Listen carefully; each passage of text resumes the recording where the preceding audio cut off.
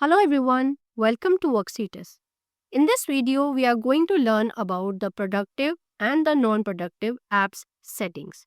For that, come up to the settings, activity, and you see the productivity settings. Toggle the button to have it enable or disable. If you click on enable, this gives you an option to add the app and the URLs for your productive and non-productive section. For adding the category, click on there, click on add category, mention any text that you wish to add in the category and you click enter. So this is the category added to the list. To add a app or a URL under the productive section, click on unproductive, mention what is the app name, what is the category that you wish to add, and then you have to click save.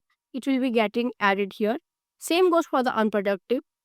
If you wish to shuffle between the existing apps from productive to non-productive or unproductive to productive, you can just click on the arrow button. Then select the app, click on the forward button. Now this app is under the productive, unproductive section. Same goes for the URL. Here you can click on add productive and add unproductive section to add the URL links for into the productive and non-productive section. Again, you can click on any of the existing URLs to shuffle between the both the categories. This was all about productive settings. Thank you.